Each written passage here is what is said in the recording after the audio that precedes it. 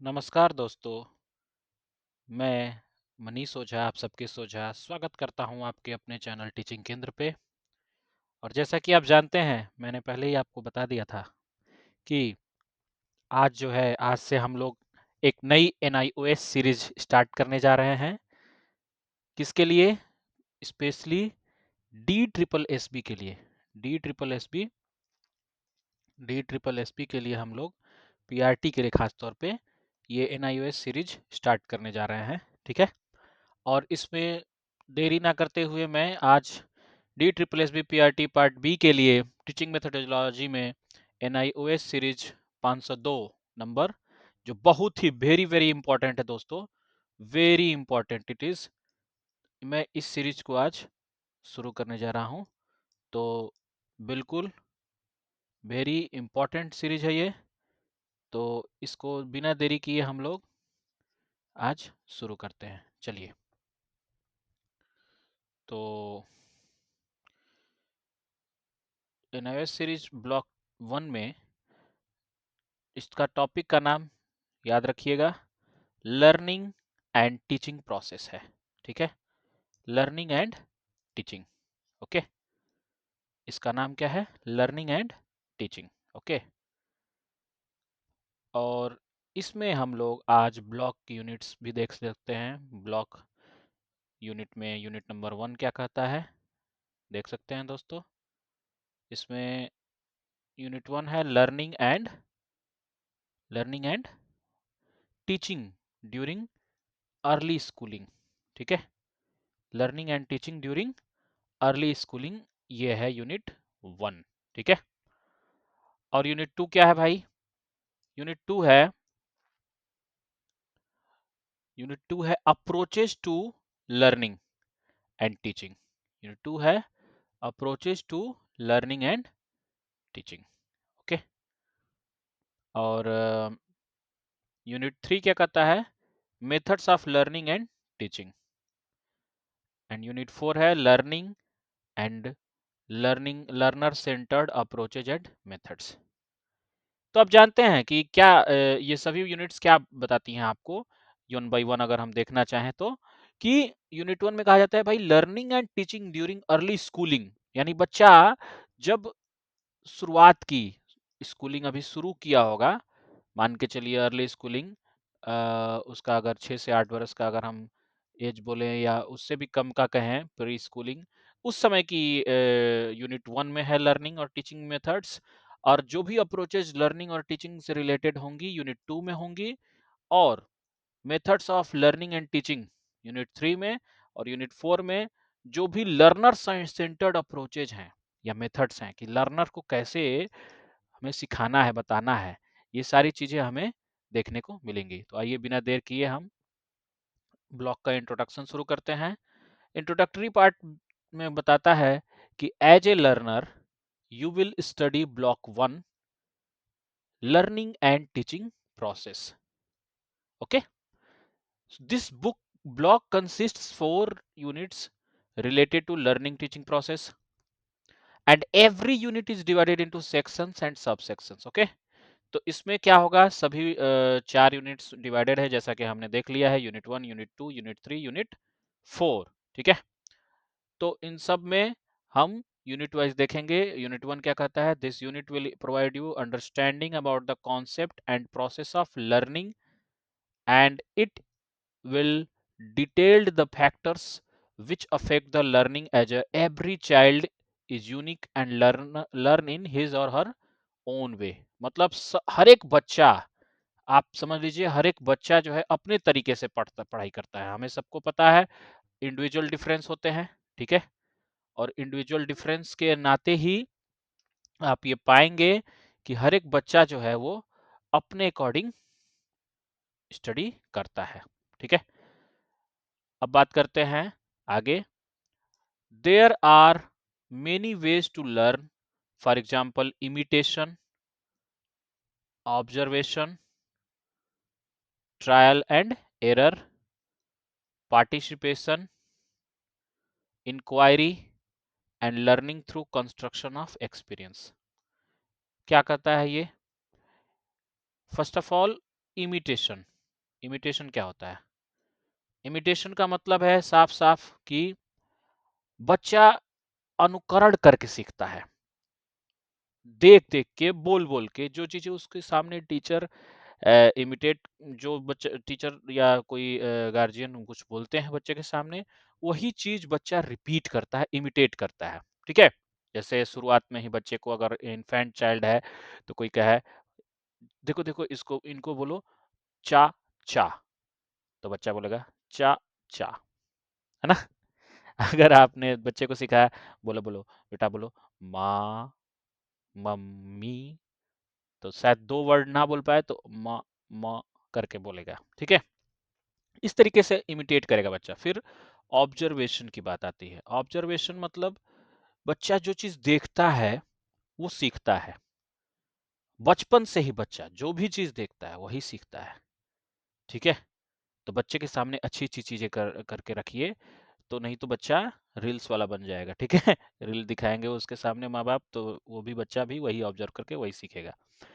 तो हमें इसे ध्यान रखना है। सच में ये सिर्फ पढ़ाई के लिए नहीं है, ये हमें डेली जो है अपने आसपास में भी सीखने का माहौल दे रहा है बच्चे के साथ। ट्रायल एंड एरर मेथड, बच्चा ट्रायल एंड एरर मेथड को ट्राई करके बच्चा सीखता है। ठीक है, गलतियों से सीखता है। बच्चा अगर कोई गलती करे और उसको फिर वो उस पे क्या करता है, गलती से सीखता है कि उसमें क्या गलती की, तो उससे क्या नया चीज मिला मुझे, वो सीखता है। अगर उससे पनिशमेंट मिलता है, अगर आप सोचो कि बच्चा क्या है, हर चीज में पार्टिसिपेशन करना चाहता है, वो हर चीज को सीखना चाहता है, हर चीज को चेक करना चाहता है। हो सकता है चीटा चीटी भी छू करके वो देखना चाहता है, यहाँ तक कि वो इलेक्ट्रिसिटी को भी टच करके अब देखिए हर चीज तो दिखाया नहीं जा सकता उसको टच करके कि नहीं भाई, उसको ट्रायल एंड एरर मेथड से सीखने दो ताकि वो झटका लग जाए, वो शॉक लग जाए उसको बिजली का, ऐसा तो हम चाहेंगे नहीं।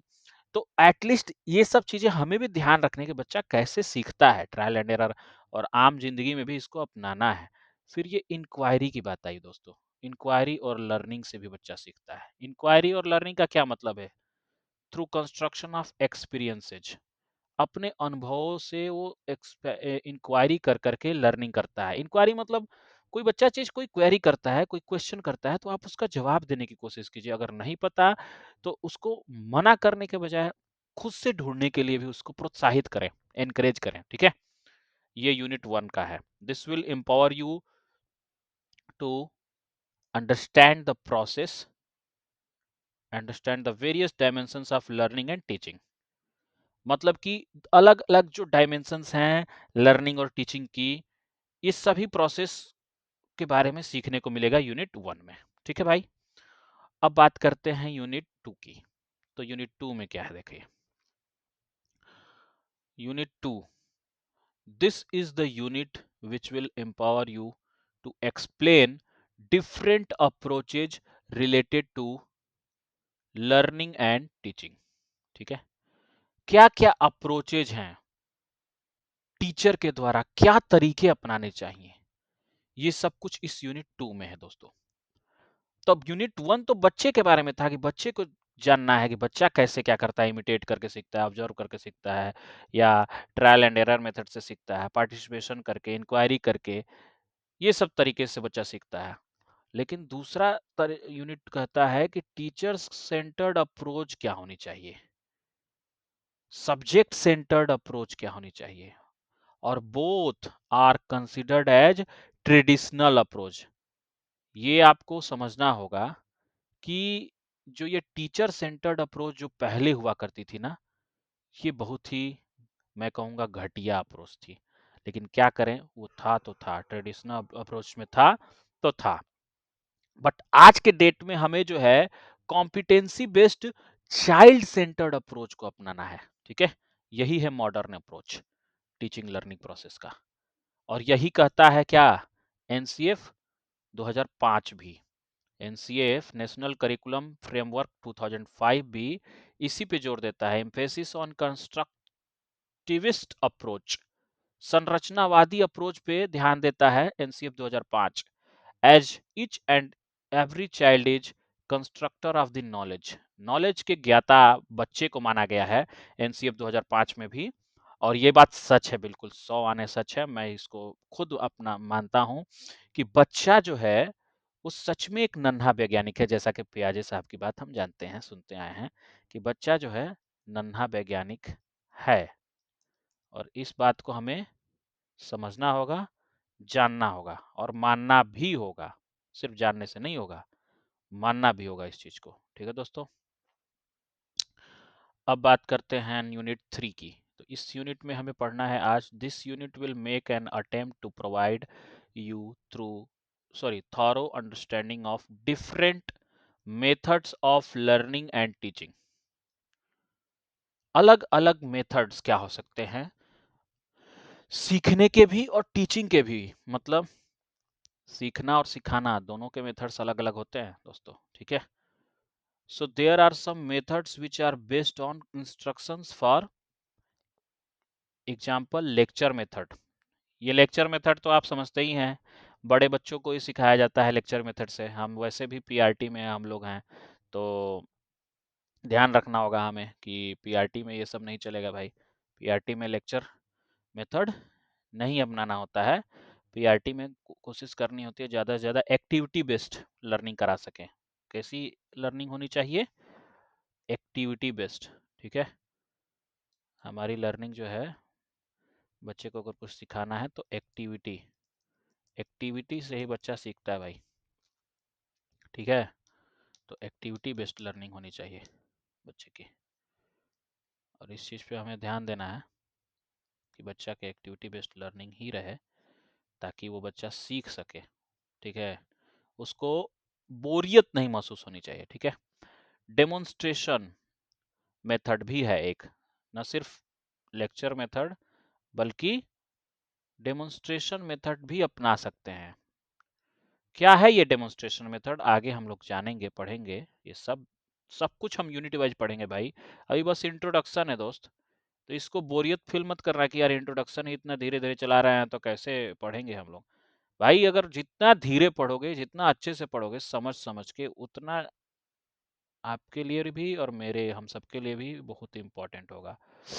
इंडक्टिव मेथड भी है और डिडक्टिव मेथड है, ये सब हम पढ़ेंगे। एग्जाम्पल टू रूल और रूल टू एग्जाम्पल जो मेथड्स चलते हैं परिभाषा से उदाहरण की तरफ, होता है ना, परिभाषा से किधर की तरफ, उदाहरण की तरफ। एक होता है रूल टू एग्जाम्पल और दूसरा होता है example to rule. Inductive method and deductive method. तो इन दोनों मेथड्स को में से हम ध्यान से पढ़ेंगे यूनिट 3 में। ठीक है, तो यूनिट 3 में हम लोग ध्यान से इस चीज़ को पढ़ेंगे। तो इससे पहले कि हम इस पे दोबारा से ध्यान दें, हम यूनिट 3 में क्या क्या और पढ़ना है ये ध्यान देते हैं। There are also some methods which are learner friendly. Learner friendly methods भी हैं। कौन से मेथड हैं भाई? वो है प्लेवे मेथड। यस, ये हमारे लिए बेहद इंपॉर्टेंट है, पीआरटी के लिए तो बहुत इंपॉर्टेंट है। बच्चे को जो है खेल कूद की विधि से सिखाना बेहद ही इंपॉर्टेंट है। दूसरा है प्रोजेक्ट मेथड। प्रोजेक्ट मेथड भी बहुत इंपॉर्टेंट है। बच्चे को प्रोजेक्ट के जरिए, खेलकूद के जरिए घुमा फिरा करके उसको सिखाना, ले जा करके कहीं पे विजिट करा करके प्रॉब्लम सॉल्विंग मेथड अपनाना होगा बच्चों के सामने। For effective learning and teaching process there is need to choose the best combination. हमें जो है अपने बच्चे को सिखाने के लिए उसको बेस्ट मेथड सिखाना पड़ेगा। ये यूनिट 3 में हम जानेंगे। ठीक है, यूनिट 3 में ये सब चीज़ें हम समझेंगे। फिर हम जाते हैं यूनिट 4 में। तो you will be able to understand the various approaches to learning which are as follows learner center approach. ये लर्नर सेंटर्ड अप्रोच तो आप समझ ही रहे होंगे कि बच्चे को कैसा समझना है। हमें बाल केंद्रित शिक्षा देनी है। कैसी शिक्षा देनी है? बाल केंद्रित। ठीक है, बाल केंद्रित शिक्षा देनी है हमें बच्चे को। क्यों? क्योंकि बच्चा, हम ये नहीं समझेंगे कि पुराने तरीके से जो सोचते थे ना हमेशा से कि शिक्षक भगवान है और जो चाहेगा शिक्षक वही होगा, नहीं, नहीं होगा। ठीक है, जो चाहेगा बच्चा वही होगा। अब आप कहोगे कि बच्चे तो शैतान है तो फिर क्या करें? नहीं भाई, उनको वैसा मौका मत दो शैतान ना बने। ठीक है, उनको सिखाओ। और उसके लिए कई सारे अप्रोचेज हैं, various approaches to learning which are as follows: as learner centred approach, cooperative learning, बच्चा दूसरों एक दूसरे के साथ सहयोग करके सीखेगा, पीयर लर्निंग जिसको बोलते हैं, cooperative learning, collaborative learning, collab करते हैं यूट्यूब पे भी, वैसे ही कोलैब करेगा बच्चा भी, एक दूसरे से जुड़ करके सीखेगा। Further you will B acquainted with activity based approach. Activity based approach रखना है, एक्टिविटी से सिखाना है बच्चे को, कार्य विधि से। ठीक है, एक्टिविटी सिखा सिखा के बच्चों को। The nature of learning activities and its elements: activity based approaches is considered as important approach at elementary level. तो एक्टिविटी बेस्ड सबसे इंपॉर्टेंट अप्रोच होता है कहाँ पे? प्राथमिक स्तर पे, एलिमेंट्री लेवल पे। ठीक है, प्राथमिक स्तर पे सबसे जरूरी होता है दोस्त। अब आते हैं हम लोग कहाँ? हम लोग आएंगे अब नेक्स्ट। नेक्स्ट क्या है भाई, देख लो।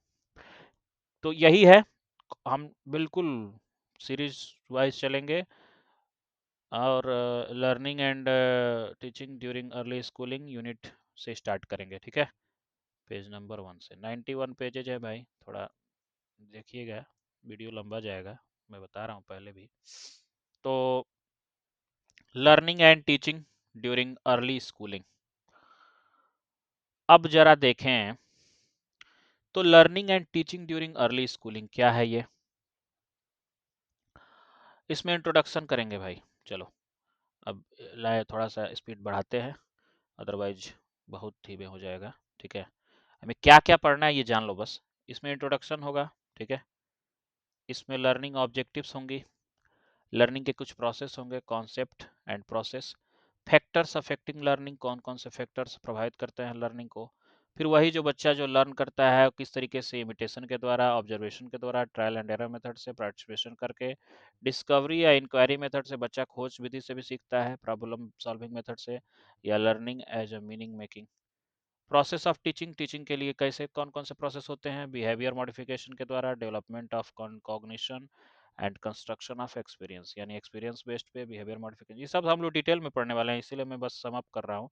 लेट्स सम अप, इसने खुद भी कर दिया और देखिए समरी मतलब बता देगा, मॉडल आंसर कैसे होने चाहिए, टू चेक योर प्रोग्रेस, और सजेस्टेड रीडिंग रेफरेंसेज, ये सब तो देखिए, ये सारी चीज़ें ना, ये जो 3 चीज़ें आपको दिख रही होंगी, ये एक्चुअल में ना, ये हमारे लिए नहीं है, ये एक्चुअल में वो एनओएस जिस समय हो रहा था उस समय का ये डिटेल्ड तरीके से कैसे क्वेश्चन पेपर आप करोगे तैयार, उसके लिए है। हमें तो सिर्फ और सिर्फ ऑब्जेक्टिव तक ही सीमित रखना है खुद को, ऑब्जेक्टिव बेस्ड क्वेश्चंस के लिए। तो ठीक है, शुरू करते हैं। तो learning and teaching during early schooling, चलिए आइए देखते हैं कैसे चलती है ये। Let us consider the following two classroom situations, 2 classroom के सिचुएशंस हैं in primary school. Primary school में कौन कौन से वो सिचुएशंस हैं, आइए जरा देखते हैं। तो वो सिचुएशंस हैं कुछ इस प्रकार।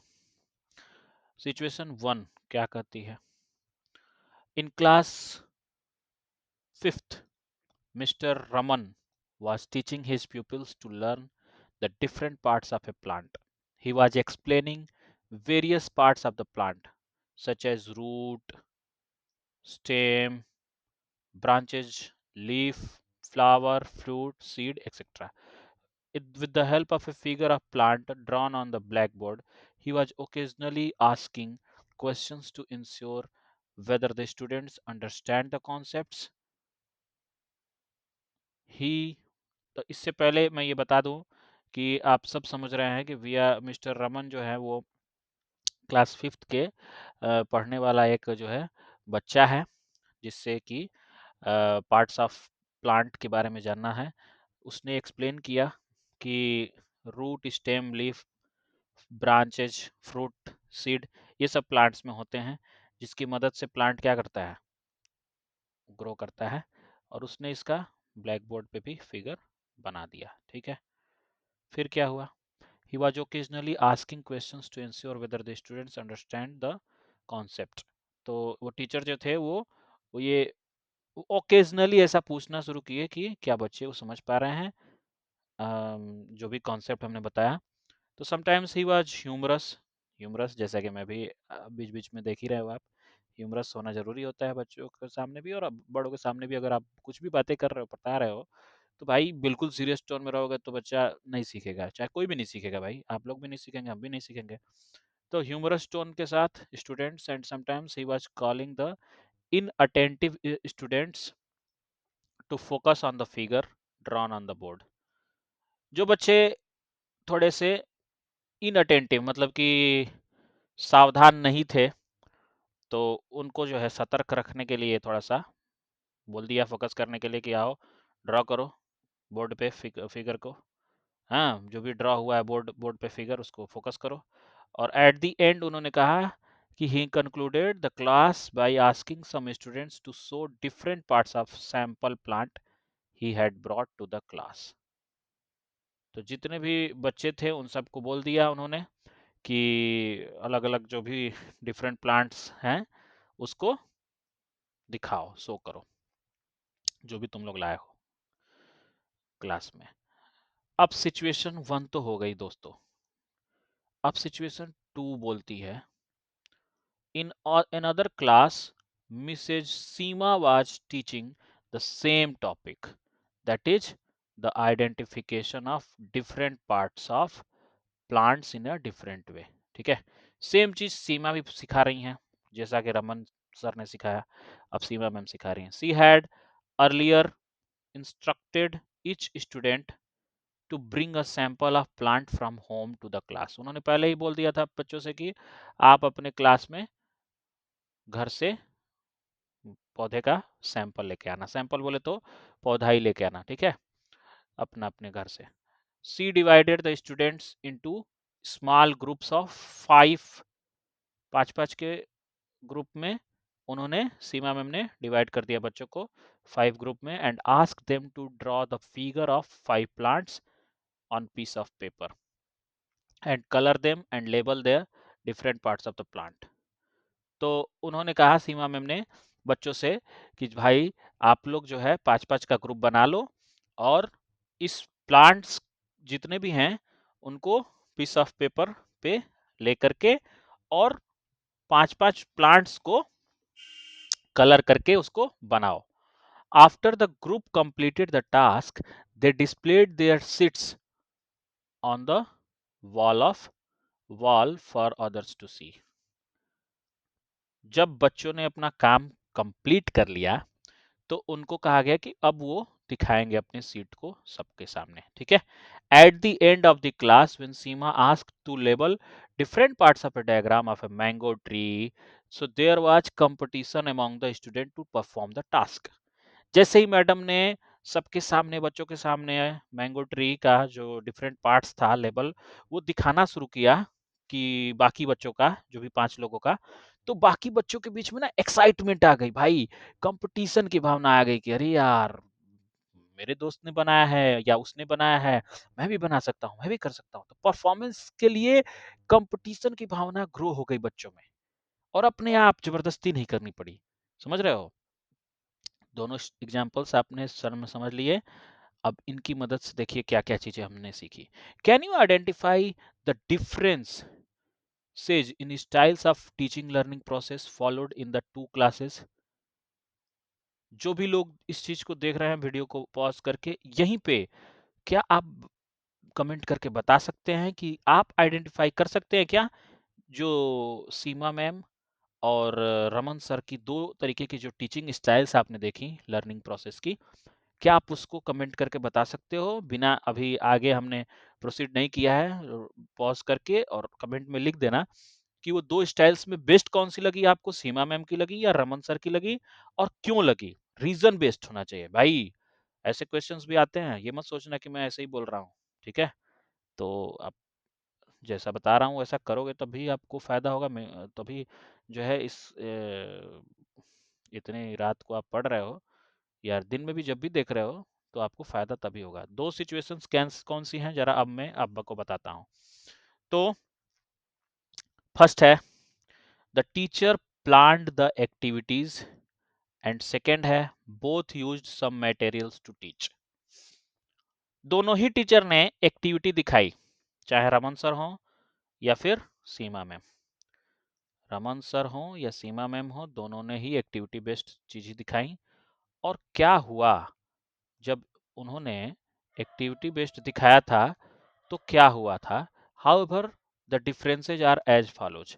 कुछ कुछ डिफरेंसेज हैं। In first situation the class was entirely teacher dominated. पता है क्यों? क्योंकि फर्स्ट आप सिचुएशन याद करो, उसमें क्या किया गया था। फर्स्ट सिचुएशन ये था कि भाई साहब आप टीचर होके ही खुद ही क्या कर रहे थे, जा करके खुद ही बोर्ड पे बना रहे थे फिगर और सब कुछ कर रहे थे, ठीक है। तो आप देखेंगे तो फर्स्ट वाला टीचर सेंटर्ड अप्रोच था, टीचर सेंटर्ड, ओके। और जबकि ये फर्स्ट, ये किसका था? ये रमन सर ने ऐसा किया था। क्या किया रमन सर ने? भाई साहब फी सीधे बना दिए जा करके कि ये चीज है, मतलब प्लांट्स के पार्ट्स बना दिए। लेकिन जैसे ही सेकंड सिचुएशन आई जिसमें सीमा मैम थी, उन्होंने क्या बोला कि भाई साहब बच्चे ही जो पांच पांच का ग्रुप है वो बनाएंगे, और बच्चे ही, चिल्ड्रेन ही इसमें पार्टिसिपेट भी करेंगे और चिल्ड्रेन ही फिगर ड्रा भी करेंगे। इससे कॉम्पिटेंसी की भावना, कंपटीशन की भावना भी बच्चों में डेवलप हुई। तो ये एक तरीके से सेकंड वाला ना कैसा था? लर्नर सेंटर्ड अप्रोच था। कैसा अप्रोच था? Learner centred. जबकि फर्स्ट वाला क्या था, रमन सर वाला, वो था टीचर सेंटर्ड अप्रोच, ठीक है। तो ये बात थी। अब आते हैं कि in the first situation class was entirely teacher dominated. Class was entirely teacher dominated, and the teacher planned the lesson, arranged teaching learning materials, explained the concepts, asked questions, and did other classroom activities. The students were passive and were expected to be obedient to teachers instructions. भले ही students obedient दिखें, हमें उनके obedient से घंटा मतलब नहीं है। देखिए भाई बुरा लगे तो लगे, लेकिन मैं उसी इसी शब्दों का यूज करूंगा ताकि हमें याद रहे या समझ में आए देसी भाषा में, कि हमें उनके ओबीडियंट बनाने से नहीं मतलब है, हमें है मतलब उनको एक्टिव रखने से, पैसिव नहीं रखना है बच्चों को। सक्रिय बच्चे होने चाहिए, ठीक है, सक्रिय बच्चा। और जहां तक मैं समझता हूं पिन ड्रॉप साइलेंस कभी रिक्वायर्ड नहीं होती है पूरी तरह से पिन ड्रॉप साइलेंस करने की। ये क्या होता है भाई पिन ड्रॉप साइलेंस? बच्चा है, बोलेगा नहीं, बताएगा नहीं अपनी बात, हल्ला ना करे वो अलग है, नॉइज ना करे वो अलग बात है भाई, नॉइज ना करें, लेकिन बच्चा है तो बोलेगा ही। और अगर वो डिस्कशंस बेस्ड क्लास नहीं दे पा रहे हो आप, तो फिर वो बच्चा क्या है? एक्टिव तो तभी दिखेगा जब डिस्कशंस हो रहे हैं, बच्चों के आपस में पीयर लर्निंग हो रही है। हाँ, पीयर लर्निंग आप समझते ही हो, कोलैबोरेटिव लर्निंग। हाँ, बच्चा पीयर लर्निंग से कोई चीज सीख रहा है, कोलैब करके बच्चा सीख रहा है। तो ये चीजें सीखेगा बच्चा तब जा करके ना कोई चीज समझ में आएगी उसको, क्लियर रहेगी, याद रहेगी। हम भी तो वही करते हैं, हम लोग भी तो वैसे ही याद रखते हैं चीजों को। अभी देखिए सेकंड सिचुएशन क्या बोलती है। सेकंड सिचुएशन में भाई साहब सीधी बात है, सीधी बात नो बकवास। सेकंड सिचुएशन कहती है कि the students in the class were actively engaged in learning. ये सीमा मेमो वाली क्लास है। Activities than merely driven by the instructions of the teacher, and they brought what they brought this material with them, prepared charts, labeled the parts, displayed the chart and willingly took part in the evolution task। मतलब क्या है इसका? मतलब भाई साफ है कि बच्चे को वहां पे एक तरीके से इवोल्यूशन बाद में किया गया, पहले उसको काम दे दिया गया कि भाई साहब खुद ही बच्चा लेबलिंग करना सीखे, पार्ट्स कौन कौन से हैं, खुद ही बच्चा चार्ट्स प्रिपेयर करे, ठीक है, सब बच्चा खुद ही करे। चाइल्ड सेंटर्ड अप्रोच है ये। कैसी? एक्टिविटी बेस्ड, एक्टिव होना चाहिए बच्चा इसमें, ठीक है। लेकिन अब इसके अलावा क्या सीखते हैं हम, देखिए जरा। It seems that the differences between the two ways of teaching are due to attitudinal differences of the teachers towards the students। मतलब जो ये डिफरेंस पैदा हुआ है ये किस वजह से पैदा हुआ है? टीचिंग अप्रोच की वजह से। एक में चाइल्ड सेंटर्ड था, दूसरे में टीचर सेंटर्ड था। तो ये एटीट्यूड की बात हो गई। एटीट्यूड का मतलब सिर्फ हम कभी कभी ईगो समझ लेते हैं, गुस्सा समझ लेते हैं, ऐसा नहीं होता है। एटीट्यूड हर तरीके का होता है। एटीट्यूड मतलब व्यवहार है भाई, ठीक है, एक तरीके का व्यवहार, किस तरीके का एटीट्यूड रखते हैं आप। तो एटीट्यूड का डिफरेंस है टीचर्स का towards the students. In fact the underlying believe in the process of teaching and learning was different, while Raman was guided by the belief that students are young and inexperienced and the fact for the learning have to be provided। Students को जो है मानते थे Raman sir कि भाई साहब बच्चे जो हैं वो स्लेट की तरह है, वो उसी टाइप वाले सोच के थे शायद। स्लेट की तरह है उनका माइंड, उस पे जो लिख दीजिए वही छप जाएगा। नहीं, ऐसा नहीं बनाना है। कोरा कागज तो है, कोरा कागज तो मन हमारा भी है, और लिख दिया नाम उस पे तेरा, ऐसे नहीं चलता है। ठीक है, कोरा कागज है मन हमारा। थोड़ा स्माइल भी कर लीजिए, खुशी खुशी से पढ़िए। तो और लिख दे नाम उस पे तेरा। तो बच्चे को ऐसा नहीं समझना है भाई, कोरा कागज नहीं बनाना है। तो मिस सीमा बोलती हैं नहीं, बिलीव इनका अलग है। Miss Seema believe that the students have acquired experiences of the world. पूरे दुनिया भर की एक्सपीरियंस लेने दो बच्चे को, around them before coming to class, and those can be utilised by the students themselves to build new experiences. Seema ma'am का साफ कहना है बच्चा कोरा कागज पूरी तरह से नहीं है, कुछ न कुछ उसके पास ओल्ड एक्सपीरियंस भी है बच्चे को।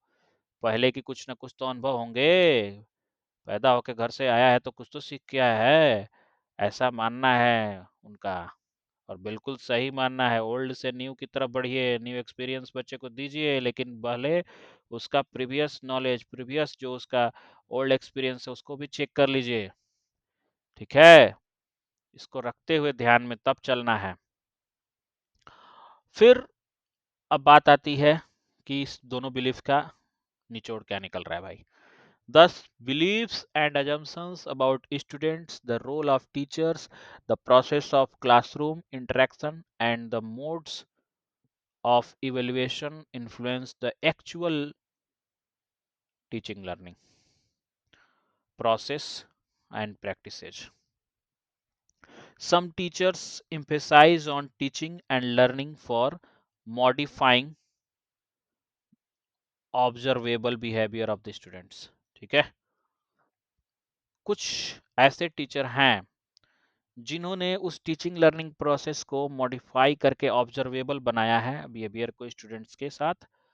And some try to develop intellectual cognitive abilities while some others believe that the students can be helped to build their own knowledge। कुछ कहते हैं जैसा कि रमन सर ने कहा कि भाई साहब हमें तो फैक्ट बताना पड़ेगा बच्चों को, बच्चे तो कोरे कागज हैं, उनको कुछ नहीं समझ आता है, उनको बस सिखाना है, हमें छपवाना है, हैं। जबकि कुछ ऐसे टीचर भी हैं जैसे सीमा मैम की तरह, मानते हैं कि बच्चे को जो है सिर्फ हेल्प करनी है, उनका खुद का नॉलेज है, ठीक है। अब एज ए टीचर हमें क्या करना चाहिए? एज ए टीचर हमें क्या करना चाहिए भाई साहब? ये भी तो पता होना चाहिए ना कि हमें एज ए टीचर करना है क्या। As a teacher you need to aware of various practices and their underlying beliefs. जो बिलीव्स हैं, जो प्रैक्टिस हैं, एज ए टीचर आपको इन सबको अपनाना चाहिए, ठीक है। And this what you will learn in this unit, इस यूनिट में हमें यही सीखा है, ठीक है, कि हमें जो भी बिलीव्स हैं उनको अपनाना चाहिए। लेकिन बेस्ट बिलीव्स तो मेरे हिसाब से चाइल्ड सेंटर्ड ही है, जो बच्चे को हम कोरा कागज नहीं समझ के बल्कि ऐसा समझे कि खुद खुद बच्चा भी वर्ल्ड से बहुत कुछ सीख के आ रहा है। Nature and characteristics of learning process हमने इस यूनिट में सीखा कि अलग अलग क्या नेचर हो सकता है बच्चे का। द वेज चिल्ड्रेन लर्न, अलग अलग तरीके हो सकते हैं बच्चे के सीखने के। And the different trend of teaching guided by the dominant beliefs. Belief किस तरीके का है भाई, रेसेसिव है, डोमिनेंट है, किस टाइप का बिलीफ है, ये भी मायने रखता है, ठीक है। कि डोमिनेंट बिलीफ है, प्रभावशाली है कि नहीं। जो बिलीफ है वो प्रभावशाली भी तो होना चाहिए बच्चे पे, और मेरे हिसाब से सीमा मैम वाला ही प्रभावशाली है, जो कि मानती हैं कि बच्चा खुद भी कुछ एक्वायर करके आया है एक्सपीरियंस, ठीक है, दुनिया से कुछ सीख के आया है, तब उसको नया एक्सपीरियंस को बिल्ड करवाना है, ठीक है। फिर this theory and practices of teaching learning process follow three dominant approaches। तीन डोमिनेंट अप्रोच क्या है ये भी तो जानना है।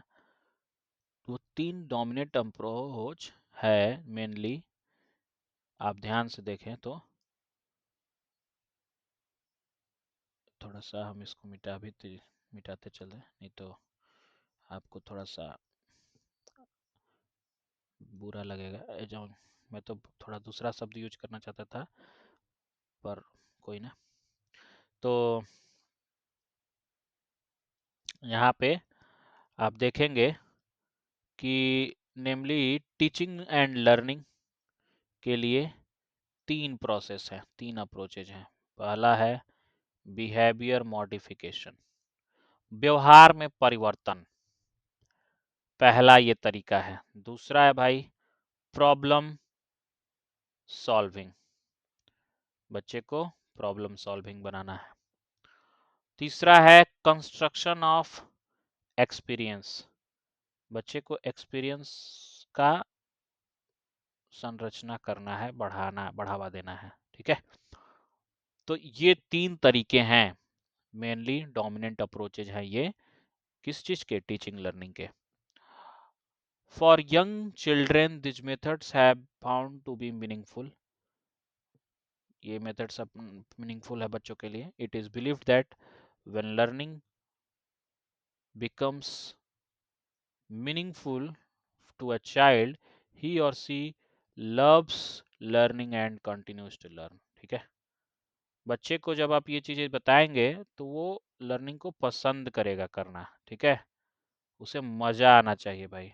और टीचिंग का मतलब यही है, जब मजा नहीं आ रहा है ना पढ़ाने में या पढ़ने में, तो कोई मतलब नहीं है पढ़ने का। आपको भी मजा आना चाहिए पढ़ने में, ठीक है, मन से पढ़िए, साथ में पढ़िए, मिलके पढ़िए। मैं भी पढ़ रहा हूँ, आप भी पढ़िए। For young children these methods have been found to be meaningful. It is believed that when learning becomes meaningful to a child, he or she loves learning and continues to learn। कोई भी हो भाई, सिर्फ बच्चा ही नहीं, मैं तो बोलता हूँ हम सब भी, बड़े भी हो गए तब भी हमें तभी अच्छा लगता है ना, कंटिन्यू करते हैं हम लर्निंग को, प्रोसेस को। लर्निंग प्रोसेस इतना इजी नहीं है भाई, लेकिन उसको इजी बनाना होता है। इजी कैसे बनाएंगे? इजी बनाने का कोई बहुत बड़ा फार्मूला तो नहीं है, सिर्फ और सिर्फ क्या है? कंटिन्यूटी। क्या है? कंटिन्यूटी, और कुछ नहीं। कंटिन्यूटी दिखाइए, कंसिस्टेंट रहिए, हो जाएगा, ठीक है। तो कंटिन्यूटी तो दिखाना पड़ेगा हमें, अगर हमें कुछ सीखना है तो उसके लिए कंटिन्यूटी दिखानी पड़ेगी भाई। While studying in unit, you need to keep in mind such children who are beginning grades of primary school. Primary school के बच्चों की बात हो रही है कि अगर बिगिनिंग में है तो and complete and comprehend different concept in unit you will need 12 hours of study. अब ये चीज़ तो थोड़ा सा, आप ये जो देख रहे हैं ना, ये पता है किसके लिए है? ये उसके लिए है जो उस टाइम पे एनआईओएस से डीएलएड कर रहा था भाई साहब। अभी हम D triple S B PRT के लिए पढ़ रहे हैं तो उसके लिए ये घंटे की जरूरत नहीं है, 12 घंटा नहीं, आप 1 घंटे भी मन से अगर 1.5 घंटे भी करें ना तो ब्लॉक्स अच्छी चीज़ है डेली। लर्निंग ऑब्जेक्टिव्स क्या क्या है? After completion of this unit you will be able to learn first, explain the concept and process of learning. क्या सीखोगे? लर्निंग प्रोसेस के कॉन्सेप्ट को समझोगे। दूसरा, elucidate factors of influencing learning process. कौन कौन से कारक हैं, फैक्टर्स कौन कौन से हैं लर्निंग को प्रभावित करने वाले, ठीक है, इनको जानोगे फैक्टर्स को। And describe different theories and modes of learning. अलग अलग थ्योरी क्या है, लर्निंग के अलग अलग तरीके क्या है, मोड क्या है, इसको भी सीखोगे। जो चीज़ें हाईलाइट कर रहा हूँ आप चाहो तो इसके नोट्स भी बनाते चलो, और अगर कोई कोई शब्द जैसे जो हिंदी में या किसी चीज़ को बोलता हूँ समझने के लिए तो उसको भी ध्यान रखा करो। जैसे कारक अभी बोला मैंने, उसको किसके लिए बोला? फैक्टर्स के लिए बोला। Factors influencing learning process, learning को प्रभावित करने वाले कारक, सीखने की प्रक्रिया को यानी अधिगम को प्रभावित करने वाले कारक की बात कर रहा हूँ मैं।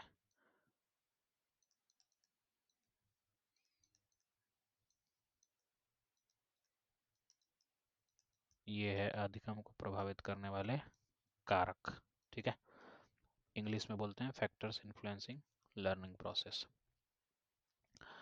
फिर आप देखेंगे theories and modes of learning क्या क्या है, अलग अलग थ्योरीज हैं, लर्निंग के प्रोसेस है। Differentiate between traditional and modern approaches to learn and teaching. Differentiate करना है किसके किसके बीच में? ट्रेडिशनल और मॉडर्न अप्रोच के बीच में, कि पारंपरिक रूप में क्या था, आधुनिक रूप में क्या है। पारंपरिक और आधुनिक आधुनिक इसके बीच में क्या रिलेशन है अप्रोचेज में। अधिगम लिखने लगा, आधुनिक लिखना था, चलो आधुनिक समझ तो गए हो यार, हर चीज़ ज़रूरी है लिखना। मुझे इतनी एक्सपीरियंस नहीं है इस पेन टैप पे लिखने की बहुत ज़्यादा, ठीक है, तो थोड़ी राइटिंग भी सही नहीं रहेगी, लेकिन ये सब से काफ़ी दूर हम लोग निकल चुके हैं और हमें बस सीखना है, ठीक है। अब आते हैं लर्निंग प्रोसेस पे। लर्निंग प्रोसेस हाईलाइट करने के लिए हाईलाइटर यूज करता हूँ ना, ड्रॉ करने से अच्छा है। तो व्हाट इज लर्निंग भाई, पहला क्वेश्चन ही है। And how does child learn, सीखता कैसे है बच्चा। How can we facilitate children's learning, हम उसके लर्निंग को और अच्छा कैसे कर सकते हैं। As a teacher, these are some of the questions which need to be understood in order to fulfill the responsibility in shaping children's learning in school. भाई साहब, बच्चे की लर्निंग को अगर सिखाना है कुछ, पढ़ाना है कुछ, तो ये जो हमें क्वेश्चन है ना, what is learning, how does a child learn, और how can we facilitate children's learning, ये जानना बहुत जरूरी है। तो आइए जानते हैं concept and process of learning क्या है। वो कॉन्सेप्ट, लर्निंग की प्रक्रिया क्या है, प्रोसेस क्या है। Some statements about the learning for you to read and ponder. First one is learning is the process of being modified more or less permanently by what happens in world around us, by what we do or by what we observe। मतलब क्या है, पहले statement को समझो। सीधा मतलब है भाई, learning is the process of being modified more or less permanently. Permanently modify करना है, चेंजेज करना है, by what happens in the world around us and by what we do और बाय व्हाट वी ऑब्जर्व। हम क्या देखते हैं, हमारे साथ क्या हो जाता है दुनिया में, या हम क्या करते हैं, ये सब लर्निंग प्रोसेस को मॉडिफाई करने के लिए काम आता है। अब आते हैं next step. Learning is the process by which behaviour is originated or changed through training procedure, whether in natural environment or in laboratory. या तो आप लैब में सीखोगे या तो एनवायरनमेंट में सीखोगे, मतलब वातावरण में सीखोगे या तो लैब में जाके सीखोगे, है कि नहीं? स्कूलों में लैब होता है, लैब से सीखेगा बच्चा, नहीं तो वो भाई अपना आसपास के माहौल से सीखेगा। Learning is process by which individual acquires various habits, knowledge of and attitudes.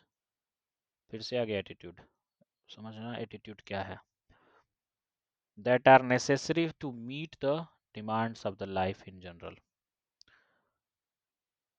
तो लर्निंग प्रोसेस में क्या होता है दोस्त, इंडिविजुअली जो व्यक्तिगत रूप से आप क्या हैबिट बना हुए हो, अपना आदत क्या है आपकी, या नॉलेज या एटीट्यूड कैसा है आपका, यही चीज सीखना होता है ना। और last but not least, learning is related permanent change in personality. Learning एक तरीके की चेंज से ही संबंधित है। शिक्षा से हमारे व्यवहार में परिवर्तन ही आता है कहीं ना कहीं, और अच्छा परिवर्तन आता है, मैं ये मानता हूँ, including cognitive, affective, attitudinal, motivational, behavioural and experiential, and reflects a change in performance in usually brought about by practice through in, although it may arise from insight or other factors including memory। अब ये चीज क्या है, साकियान 1976, इस पे ध्यान नहीं देना है अपने को बस ये ध्यान रखना है कि जो भी हम देख पा रहे हैं, क्या हम जो भी देख पा रहे हैं, ये जो परमानेंट चेंज हो रहा है, किसमें, पर्सनालिटी में, किस किस के जरिए, कॉग्निटिव वे में, अफेक्टिव वे में, एटीट्यूडनल, क्या है ये? कॉग्निटिव मतलब मतलब भाई दिमाग की बात हो रही है, मानसिक रूप से बुद्धिमत्ता के तरफ तौर पे अगर पर्सनालिटी में कोई चेंज दिख रहा है लर्निंग के थ्रू, तो वो दिखता ही दिखता है भाई। आईक्यू क्या है, इंटेलिजेंट कोशिएंट क्या है, बताओ ना। इंटेलिजेंट कोशिएंट क्या है, आईक्यू, कोई बता सकता है भाई? बता सकते हो तो बता दो यार, नहीं बता सकते तो मैं बता देता हूँ। देखो, आई क्यू बोलते हैं ना, एक सेकेंड, इरेजर था इसी वजह से नहीं चल रहा था। आई क्यू, आई क्यू का मतलब इंटेलिजेंट कोशिएंट से है, ठीक है, इंटेलिजेंट कोशिएंट। बुद्धि लब्धि बोलते हैं हिंदी में, इसको ध्यान से दे सुन लो, बुद्धि लब्धि, ठीक है भाई साहब। ये कॉग्निटिव फैक्टर है, कैसा फैक्टर है ये, आईक्यू कॉग्निटिव अप्रोच है। यहाँ पे एक बना हुआ है, देखो इधर घुमाते घुमाते घुमाते घुमाते ये दिखाना चाहता हूँ, लो देख गया, कॉग्निटिव। तो कॉग्निटिव का मतलब है मानसिक तौर पे संतुलन बनाए रखना, ये भी एक परमानेंट पर्सनालिटी चेंज का पार्ट है, ठीक है, पर्सनालिटी का पार्ट है ये। अफेक्टिव मतलब होता है भाई इमोशंस की बात कर रहे हैं, भावनाओं की बात हो रही है ये, इमोशंस, संवेग कहते हैं ना, संवेग, हाँ, भावना की बात हो रही है, इमोशंस की। फिर एटीट्यूडनल, आप समझ ही रहे हो एटीट्यूड। फिर मोटिवेशनल, मोटिवेशन तो आजकल बहुत लोग क्या ही बोलूं, मोटिवेशन पे मोटिवेशन दिए जा रहे हैं लोग, हर बात में मोटिवेशन। अरे हर बात में मोटिवेशन नहीं चाहिए होता है भाई, कुछ कुछ इंट्रिंसिक फैक्टर भी होता है, आंतरिक मोटिवेशन, जिसको आप मेरे पिछले वीडियो में देख सकते हैं आसानी से। मोटिवेशन और सब कुछ फर्स्ट वीडियो में मैंने डी ट्रिपल एस बी का पीआरटी का फर्स्ट जो वीडियो है इसके पहले जो अपलोड किया था, जो स्ट्रेटजी नहीं, जो ऐसे ही 1 घंटे की वो भी वीडियो होगी, उसे भी मैं आपके इस डिस्क्रिप्शन में दे दूंगा, या आई बटन जो भी हो, वहाँ से आप उसको देख सकते हैं दोबारा। मतलब दोबारा तो नहीं बोलूँगा भाई, 20-22 लोग देखे हैं तो दोबारा क्या होता है, शुरू से देख लेना भाई। और भगा के देखना हो तो 2x के स्पीड में देख लो, कोई दिक्कत नहीं है, ठीक है। मुझे सिर्फ व्यूज़ नहीं चाहिए, मुझे ये भी चाहिए कि आप का फ़ायदा हो उसमें देखने से, ठीक है। और ये इम्पोर्टेंट कड़ी चल रही है तो ध्यान से इसको मन से कीजिएगा कंसिस्टेंटली मेरे साथ।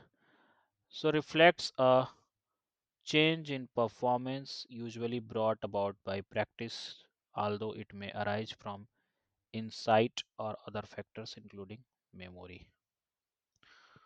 मतलब भाई कि जो भी पर्सनालिटी में चेंजेज हैं वो सिर्फ और सिर्फ कॉग्निटिव नहीं होते हैं, मानसिक नहीं होते हैं, या सिर्फ संवेगिक भी नहीं होते हैं, मोटिवेशनल भी सिर्फ नहीं होते हैं, उनमें प्रैक्टिस के जरिए चेंजेज आ जाते हैं बहुत बार।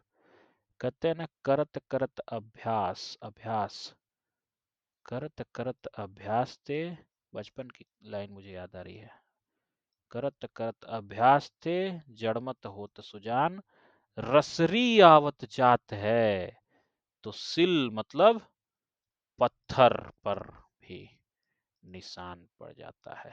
बार बार रस्सी आएगी, झूमेगी झूमेगी झूमेगी, इस पत्थर पे भी निशान पड़ जाएगा, ऐसा हो जाता है प्रैक्टिस से।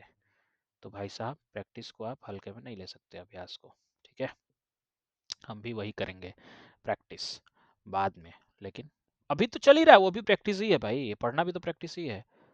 और इसी की मदद से आप टेक्स्ट बुक पे या अलग अलग जरिए जगहों पे प्रैक्टिस दे सकते हैं भाई। मैंने कोई प्रमोशन नहीं किया अभी भी जो बोला, ठीक है, कोई प्रमोशन नहीं है, क्योंकि आप जानते हो प्रमोशन होता तो एटलीस्ट लोगों तो दिखाना पड़ता है ना भाई, मैं जो बोलता हूँ खुल के बोलता हूँ। हाँ, प्रमोशन होता तो लोगों दिखाना पड़ता, पर अभी मैं ऐसे ही बता दिया क्योंकि मैं खुद भी प्रैक्टिस करता हूँ उसी पे, टेक्स्ट बुक पे। तो कहाँ था ये, these statements lead us to understand learning in 3 broad ways, 3 तरीके से लर्निंग को समझा जा सकता है। अब वो कौन से तरीके हैं थोड़ा देखते हैं। Learning can be considered as relatively permanent modification of behavior, व्यवहार में परिवर्तन ही लर्निंग है, शिक्षा या सीखने का यही प्रक्रिया है। व्यवहार में अगर परिवर्तन ही नहीं आ रहा है भाई, सिखाओ कितने भी वही घटियापा चल रहा है और हम कहते हैं कि लर्निंग हो रही है, तो नहीं हो रही है।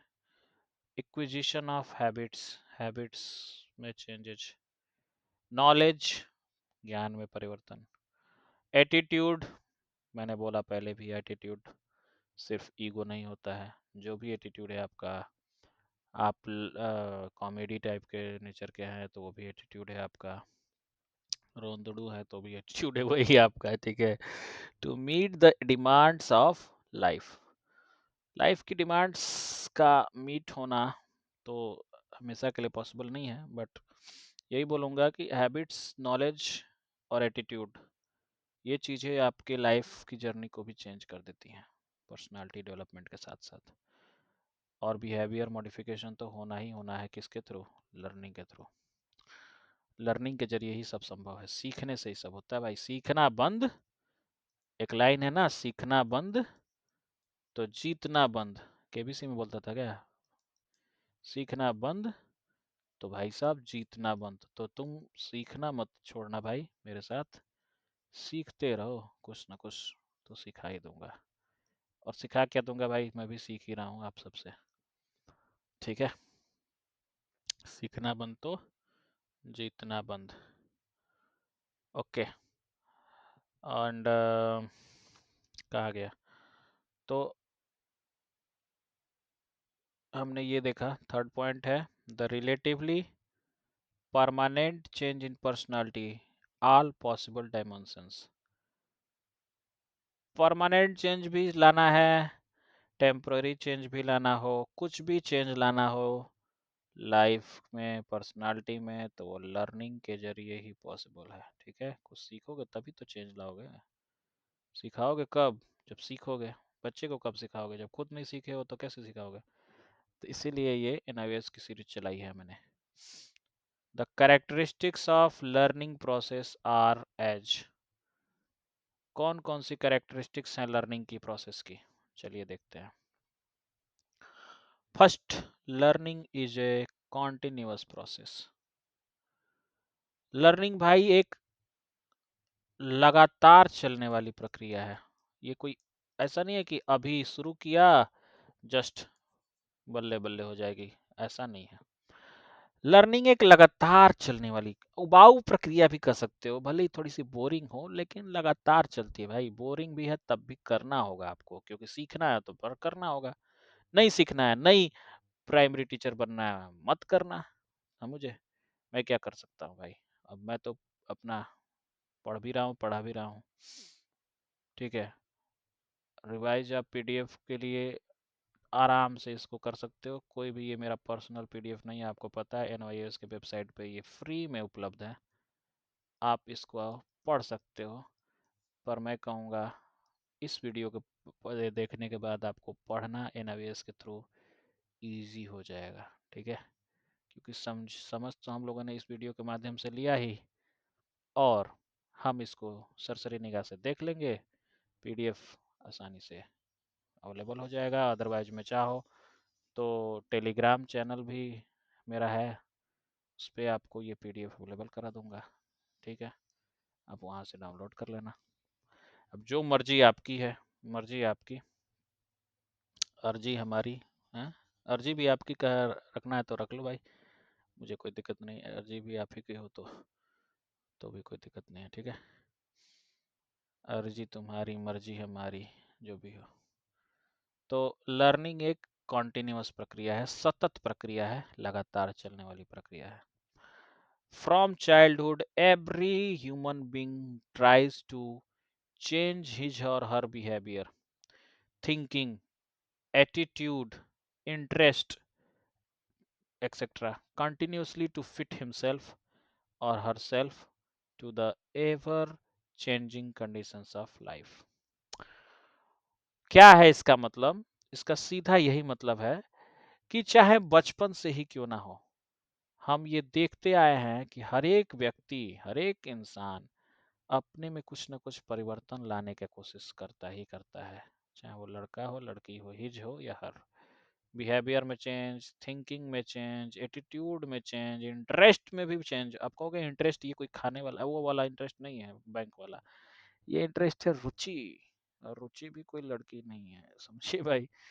तो ये रुचि है, इंटरेस्ट मतलब आपका इंटरेस्ट भी पहले किसी और चीज में इंटरेस्टेड हो गए, यूपीएससी, बीपीएससी, जेपीएससी, क्या ही एससी एससी तो इन सब चीज़ों में इंटरेस्टेड हो गए, लेकिन बाद में चल के देखा होगा कि नहीं भाई, टीचिंग में आ जाते हैं।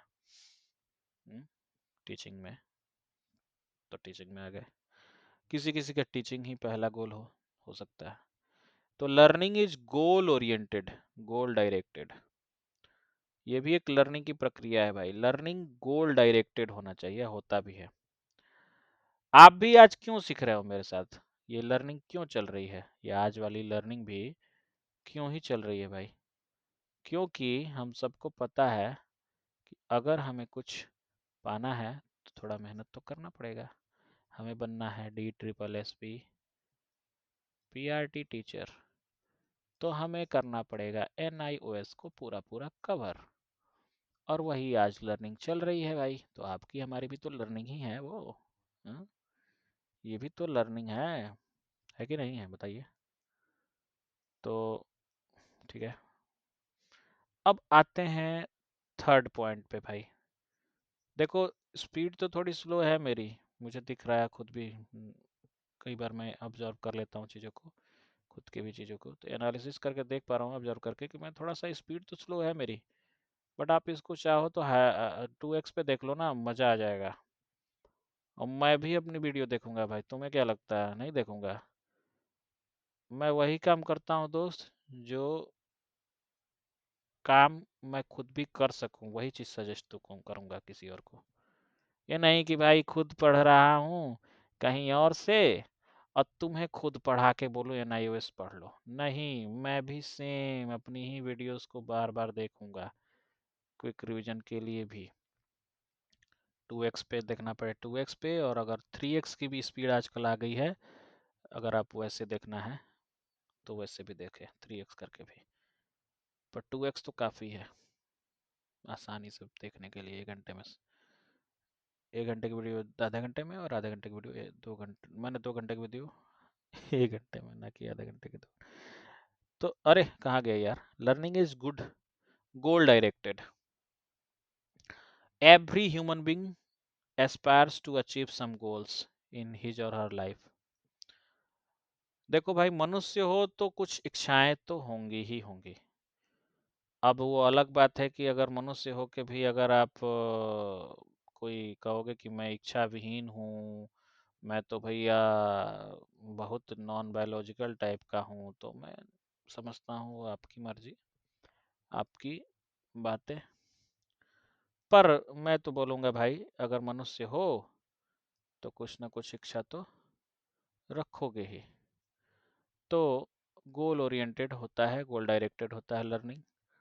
These goals may be achieved through learning. If there is no goal to achieve, then there would be no necessity of learning. भाई साहब देखिए, इसने तो पूरा खुल खोल दिया कच्चा चिट्ठा क्या, कि अगर आपका कोई गोल नहीं है लर्निंग के लिए, तो लर्निंग की जरूरत भी नहीं है, सीधी बात।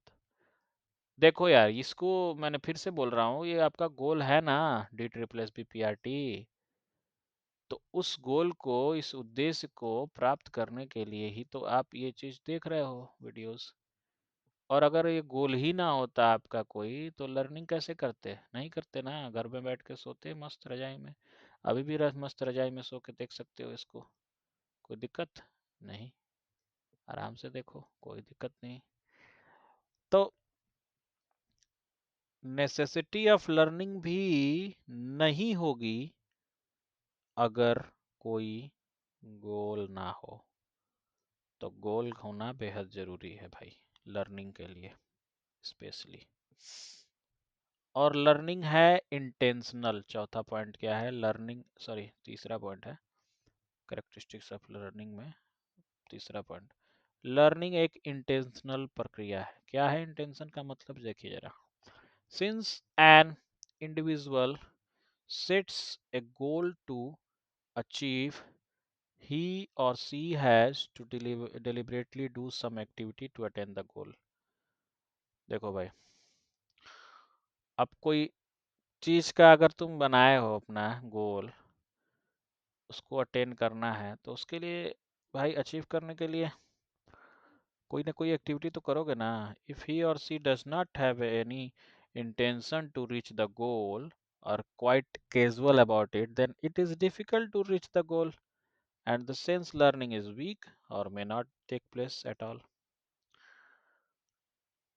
मतलब साफ है, अगर हम सब ने अपने गोल को इंटेंशन के साथ नहीं जोड़ा है, मतलब भाई गोल तो बना लिए, उद्देश्य तो है कि हमें बनना है डी ट्रिपल एस बी का पीआरटी का टीचर, लेकिन जैसे ही हमने देखा कि यार इतना पढ़ना पड़ेगा भाई, मनीष ओझा सर ने तो पूरा पूरा पहाड़ जैसा एनावेस सीरीज खत्म करने का बता दिया, और ऊपर से आज 91 पेज में से मात्र 4 पेज पे हैं अभी तक, तब तो पढ़ते रह जाएंगे भाई।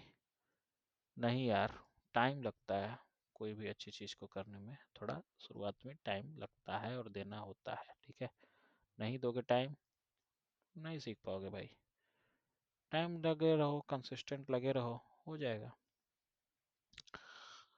तो लर्निंग एक इंटेंशन बेस्ड भी होती है। अगर गोल है लेकिन इंटेंशन नहीं है, इच्छा नहीं है, तीव्र इच्छा, भाई साहब इंटेंशन नहीं रखे हैं, इच्छा ही नहीं रखे हैं तो कैसे चलेगा बताइए। इंटेंशन तो होना चाहिए ना, मन तो होना चाहिए सीखने का। हम्म? जब नहीं रहेगा तो कैसे सीखोगे बताओ। तो लर्निंग एक तरीके से इंटेंशनल बेस्ड होती है। और चौथा पॉइंट है, learning is an active process. Learning एक भाई एक्टिव प्रोसेस है, एक्टिव प्रक्रिया है, ठीक है। लर्निंग के लिए एक्टिव प्रोसेस काम आता है। One has to perform some activity, may be physical or mental or both, to learn something. कुछ चीज सीखने के लिए आपको या तो भाई फिजिकली मेंटली देखें तो आपको कुछ ना कुछ सीखना ही पड़ेगा, ठीक है। And mind has to remain active to acquire new experience. Mind को एक्टिव रखना पड़ेगा भाई एक्सपीरियंस नया लेने के लिए, otherwise no learning can take place. वरना अन्यथा में कोई लर्निंग हो ही नहीं पाएगी। एक्टिवली नहीं काम करोगे नहीं होगा लर्निंग। अभी मैं बढ़ा रहा हूँ एक्टिव होकर के, बता रहा हूँ, खुद भी पढ़ रहा हूँ इसको और सामने भी पढ़ा रहा हूँ आपको भी। तो ये एक्टिव प्रोसेस है। अगर आपने एक्टिवली इसको चैनल को सब्सक्राइब नहीं किया तो फिर आप नहीं सीख पाओगे। तो एक्टिव प्रोसेस है ना लर्निंग। कहोगे इसमें भी अपना ही फायदा ढूंढ रहा है सब्सक्रिप्शन करवाने का। भाई अब जो भी समझो यार, इजी वे में तो समझा दिया भाई। Active learning, learning active process है। सब्सक्रिप्शन नहीं किया तो एक्टिव कैसे हुए? सर कैसा है समझो थोड़ा सा।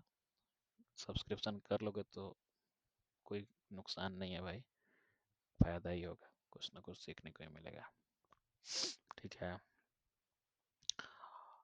और लर्निंग एक तरीके से इंडिविजुअलिस्टिक प्रोसेस है, व्यक्तिगत है भाई साहब, सब नहीं सीख पाते। लर्निंग सबसे नहीं हो पाती। ये पर्सनालिटी बेस्ड है, व्यक्तिगत है, इंडिविजुअल है। सबके पास की थोड़ी है, मेरी आती नहीं सबकी जात, सॉरी सबकी जात ज़्यादा डायलॉग बाजी करना वैसे जरूरी भी नहीं है, लेकिन चलिए बोल देता हूँ। सबको आती नहीं मेरी जाती नहीं है, एक इंडिविजुअल अप्रोच है ये learning. You might have observed that in a class there are some students who learn more quickly while others learn slowly। देखिए क्लास में कुछ ऐसे बच्चे भी होते हैं जो बहुत तेजी से सीख लेते हैं और कुछ ऐसे जो होते हैं जो धीरे धीरे सीखते हैं, और हमारे क्लास में भी हम लोगों में भी होंगे ही होंगे। मैं धीरे धीरे पढ़ा इसलिए रहा हूँ ताकि हमें समझ आए।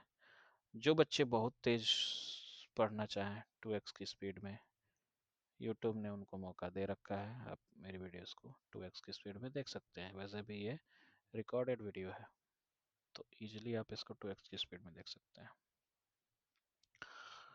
और इनफैक्ट जो पेस है लर्निंग की, जो स्पीड है, पेस बोले तो स्पीड, गति, वो डिफर करती है पर्सन टू पर्सन। कैसा व्यक्ति है, किस टाइप का व्यक्ति है, इस पे निर्भर करता है कि उसकी लर्निंग स्पीड क्या है, ठीक है। तो ये भी जो है एक तरीके से डिपेंड करता है लर्निंग की इंडिविजुअल डिफरेंसेस पे, किस तरीके की स्पीड है आपकी सीखने की, धीरे सीखते हैं, बहुत फास्ट एंड फ्यूरियस टाइप वाले हैं, तो इस पे डिपेंड करता है। और एक्टिव तो होना ही चाहिए भाई, चाहे आप धीरे सीखें तेजी से सीखें, पर एक्टिव रहना बेहद ज़रूरी है, ठीक है। तो अभी तक तो मुझे देखने में ऐसा समझ में आ रहा है भाई, 1-1.5 घंटे से 1 घंटे से ऊपर की वीडियो शायद हो चुकी है, और अभी तक जो है हम उस स्तर तक नहीं जा पाए हैं, लेकिन ये है कि समझ समझ के चल रहे हैं, मैं भी समझ पा रहा हूँ कि ये चीज़ें मैं समझा रहा हूँ आपको, ये शायद बहुत काम आने वाली है आपको, बेहद इम्पोर्टेंट हो जाएगी। और सोच के देखो एक बार देखे और आपका एक ब्लॉक खत्म, समाप्त, क्या मजा आएगा आपको। तो लर्निंग एक तरीके का कैसा आउटकम है भाई? लर्निंग एक इंटरेक्शन बेस्ड आउटकम है, इंडिविजुअली और इन्वायरमेंट बेस्ड भी है। माहौल, एनवायरनमेंट में आप समझिए माहौल क्या है, एक आता है ना बताने के लिए, माहौल क्या है। हाँ, एक बताता है ना एक चैनल पे, माहौल क्या है, तो वही माहौल है एनवायरनमेंट। माहौल कैसा है ये आपको कहीं ना कहीं जो है ये बता देगा कि आप किस टाइप वाले जो है इंडिविजुअल हैं, किस टाइप के व्यक्ति हैं। आपके आसपास का माहौल कैसा है इससे भी पता चल जाता है।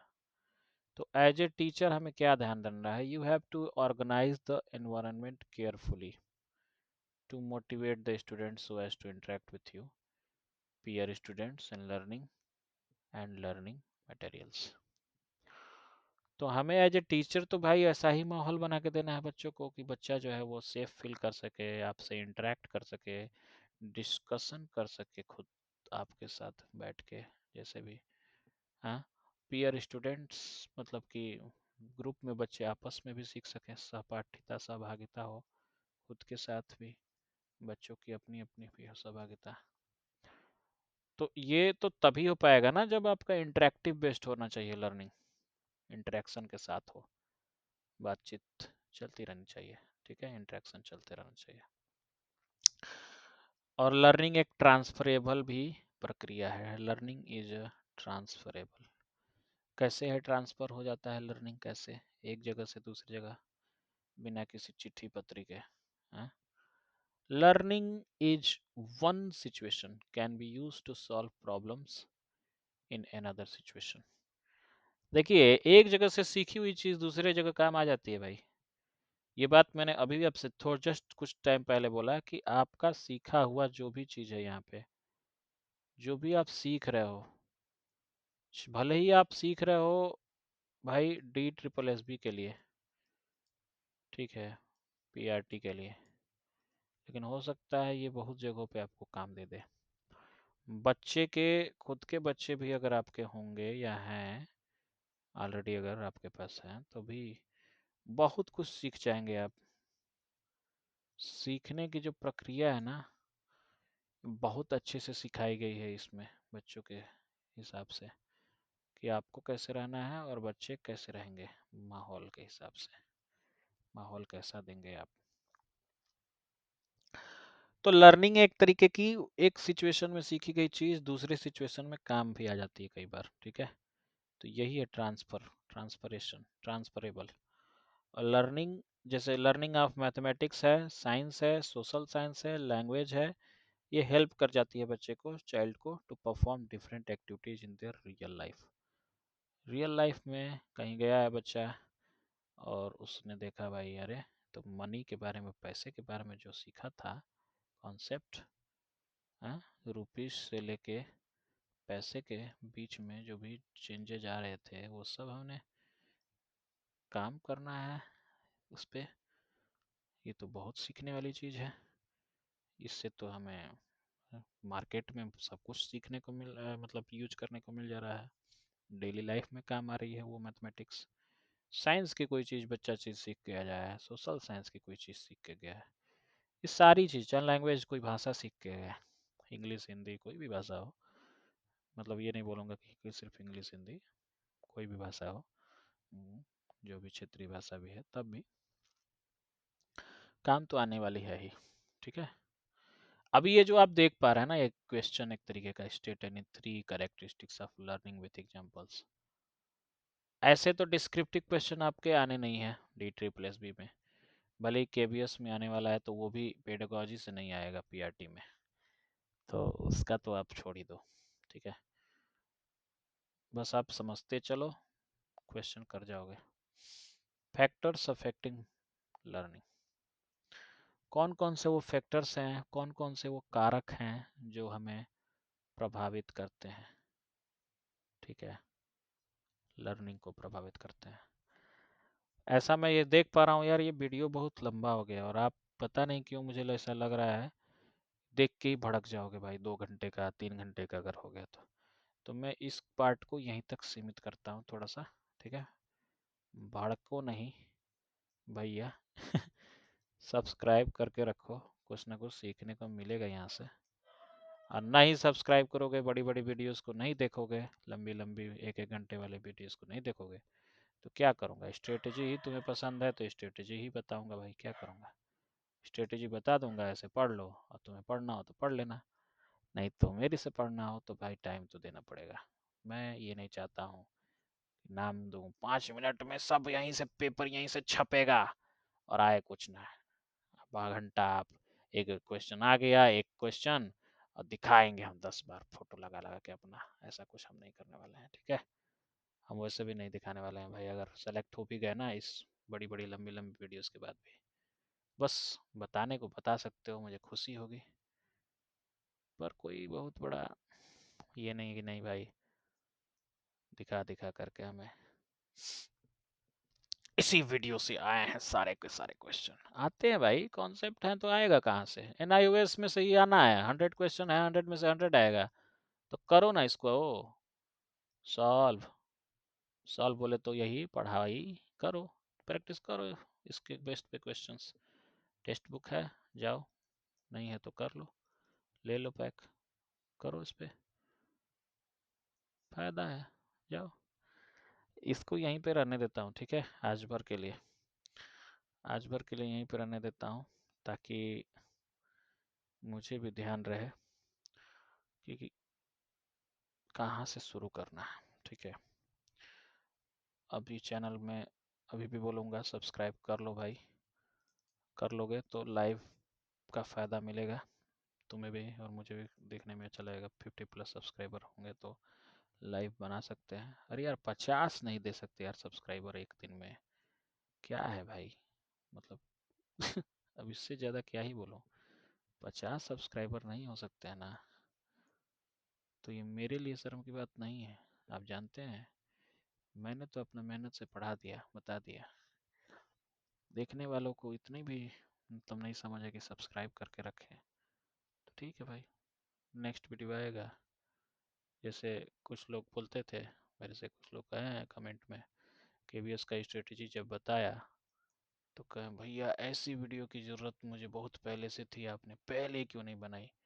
क्योंकि भाई पहले जब DSSB की बनाई थी ना 2 महीने पहले, तो आपका रिस्पॉन्स है मात्र 20-22 व्यूज़ का, और वो भी कोई कमेंट भी नहीं, कुछ नहीं बताया भी नहीं कि कैसा है बना हुआ है, इतना 1 घंटे की वीडियो बनाने के बाद, बहुत मेहनत। 1 घंटा तो वो दिखने में लग रहा है बस, 5-6 घंटे उस पे पीपीटी, ये वाला तो पीपीटी नहीं है भाई, ये तो मैं कह रहा हूँ इस पे तो बहुत पीपीटी नहीं बना रहा हूँ, इसमें तो भाई बस जो है सो पढ़ा रहा हूँ सामने से। पर उसमें ना पीपीटी था वो, और वो बनाया हुआ पीपीटी था मेरा खुद का, 5 घंटे लगे थे एटलीस्ट सब कुछ करके, एडिट वेडिट, पीपीटी सीपीटी सब बना उना के कट छट करना पड़ा था। और जब रिस्पांस 20-22 का मिला ना भाई, वो भी एक दिन का नहीं था, वो 2 महीने पहले से है वो, और 2 मंथ हो गया फिर भी रिस्पांस नहीं मिला। जैसे स्ट्रेटेजी वाला बनाया केपीएस वाला, उस पर 300 व्यूज चला गया तुरंत 4-5 दिन में।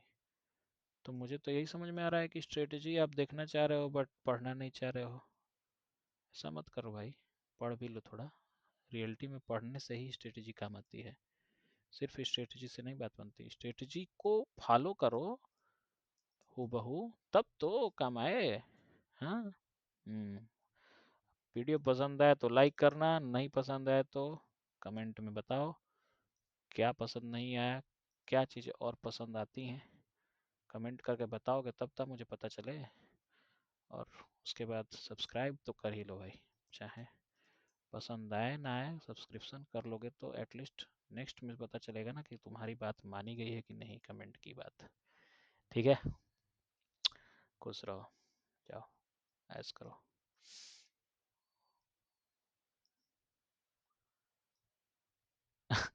अब बंद कर देता हूँ यार वीडियो, बहुत देर से हो गया। Okay bye. अभी चूंकि रात को बना रहा हूँ ये वीडियो, तो अभी क्या बोलूँ, गुड नाइट बोल दूँ?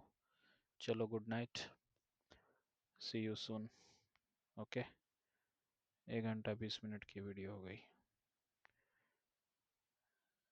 Okay bye, love you all.